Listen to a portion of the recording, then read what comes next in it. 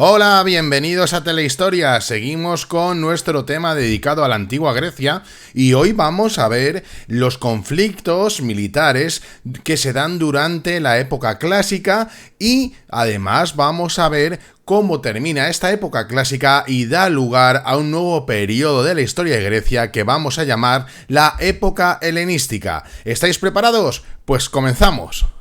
Telehistoria,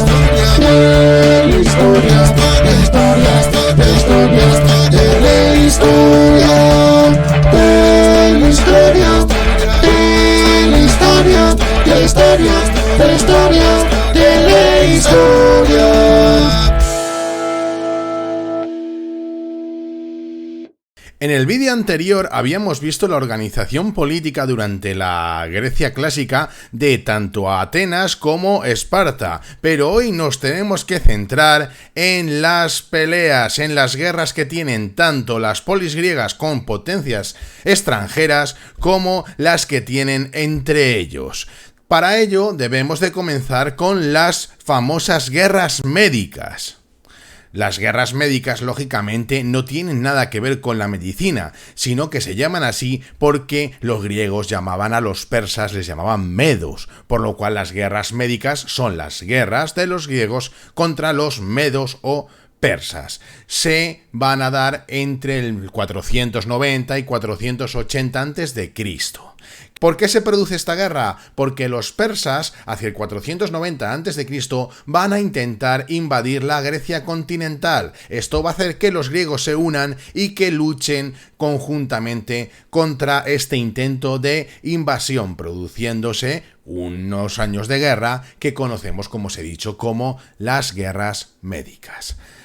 Como os dije en vídeos anteriores, las polis griegas, aunque fueran independientes, muchas veces se unían para determinadas cosas, como por ejemplo cuando tenían un enemigo común externo. Este va a ser el caso. Cuando tienen la amenaza de los persas, la mayoría de las polis griegas se van a unir para hacer un frente común contra estos invasores extranjeros, que esto sí que no tiene nada que ver con ellos, ¿no? Ni de religión, ni de lengua, ni de nada.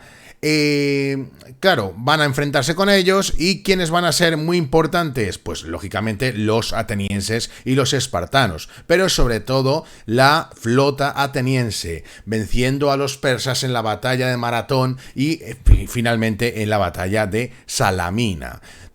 Al finalizar la guerra, que ganan los griegos, Atenas se convierte en la polis más poderosa de Grecia y va a vivir un periodo de gran esplendor bajo el gobierno de uno de los políticos más importantes de la historia de Grecia, Pericles. Bajo su gobierno se va a realizar, por ejemplo, el Partenón de Atenas, el edificio más emblemático de toda Grecia y seguramente uno de los más famosos de todo el mundo.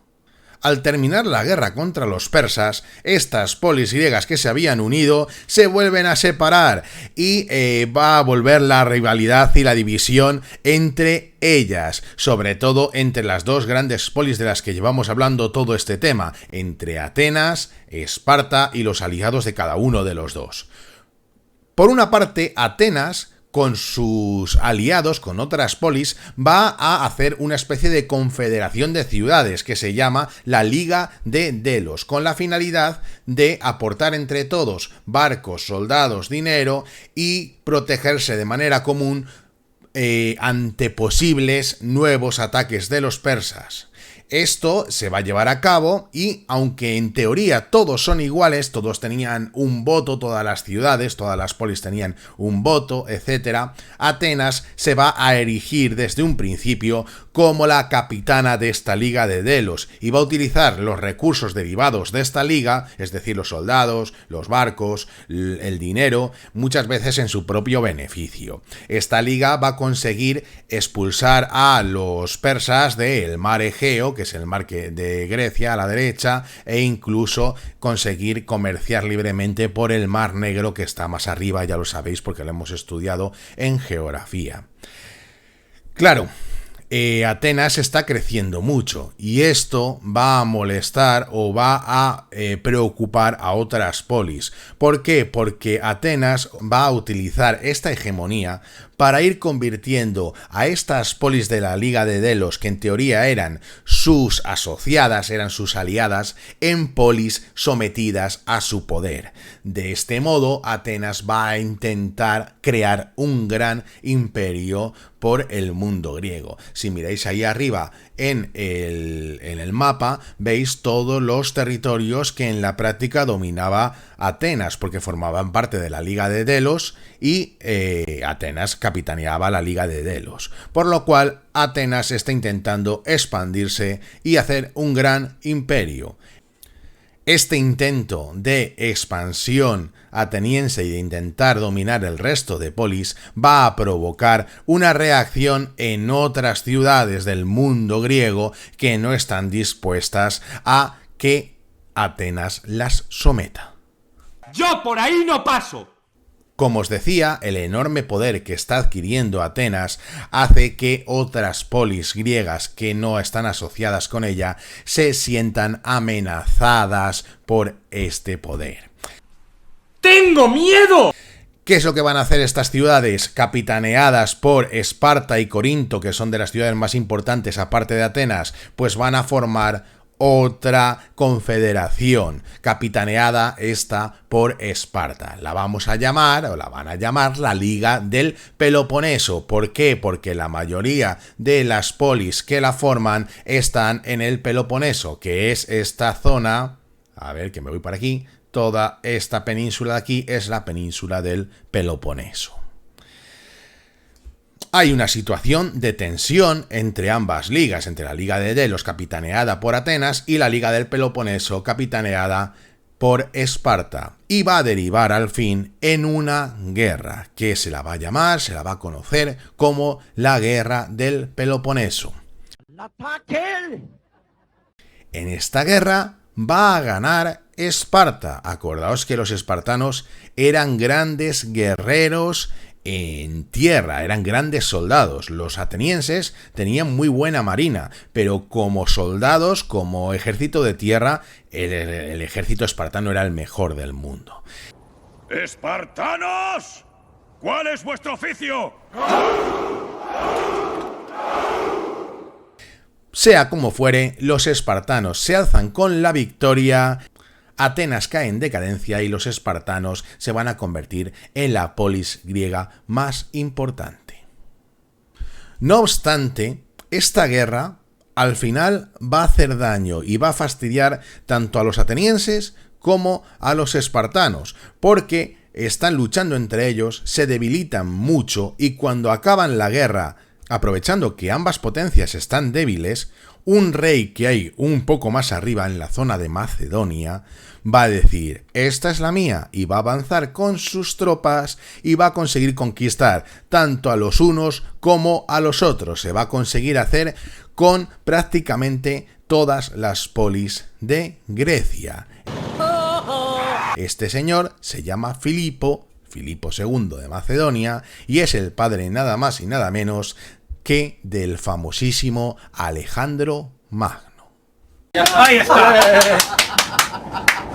¡Increíble! ¿Qué es ese? ¿Dónde estaba Macedonia? Macedonia estaba un poco por encima de Grecia y tenía un sistema político más atrasado que el de, por ejemplo, el de Atenas, pues tenía una monarquía en la que el rey decidía y mandaba sobre todos. El hijo de Filipo II, el gran Alejandro Magno, va a continuar con la tarea de su padre, pero podríamos decir que se le va un poquito de las manos. El padre ha conquistado, si veis en el mapa, ha conquistado esta zona de aquí, pero es que Alejandro Magno en muy pocos años va a conquistar todo lo que veis en verde, una auténtica salvajada de terreno. ¿Cómo es capaz de hacer esto? Primero, es uno de los grandes militares de la historia de la humanidad, es uno de los grandes estrategas, es uno de los grandes generales de la historia.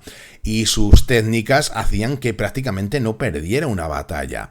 Además, contaba con un ejército en el que utilizaban unas lanzas súper largas que se llamaban las falanges, la falange macedónica, y ese ejército era prácticamente imbatible.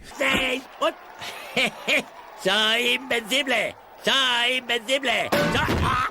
Alejandro Magno, en pocos años, con este ejército imbatible, va a conseguir acabar con el imperio persa, conquistarlo, y lo va a incluir dentro de su reino macedónico, que va a ser un auténtico imperio que va a tener Persia, Siria, Egipto, Mesopotamia, y va a llegar incluso hasta el río Indo. Va a llegar Alejandro Magno hasta la India. La verdad es que se lió la manta a la cabeza y madre del amor hermoso.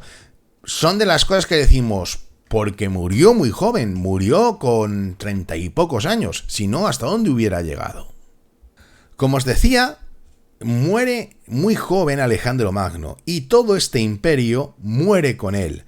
Muere en cuanto a que cuando él fallece, sus generales se lo van a dividir entre ellos y van a crear pues diferentes reinos que se van a conocer como monarquías o reinos helenísticos. Estas monarquías van a durar bastantes años, pero con el auge de otra potencia, que es Roma, van a ir cayendo una a una en sus manos. Roma va a ir conquistando los diferentes reinos helenísticos. ¿Cuál va a ser el último que va a conquistar Roma? Pues va a ser Egipto, que en este momento estaba gobernado por Cleopatra.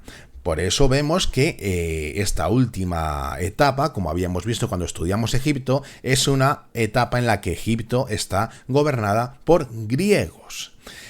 Cleopatra al final muere y Egipto es anexionada al Imperio Romano, con lo cual podríamos decir que concluye la historia de Grecia, porque ahora va a formar parte, todos sus territorios van a formar parte del Imperio Romano. ¿Valieron para algo todas estas conquistas de Alejandro Magno, aunque fueran efímeras? Pues lo cierto es que sí, porque gracias a él se extendió por unos territorios enormes la cultura griega, que era bastante más avanzada que el resto de culturas de su entorno, por lo cual se expande lo que se llama el helenismo por todo Oriente. Bueno chicos, pues con esto terminamos el tema dedicado a Grecia. Espero que os haya gustado y os espero en los próximos temas que veamos. Un abrazo y hasta la próxima. Adiós.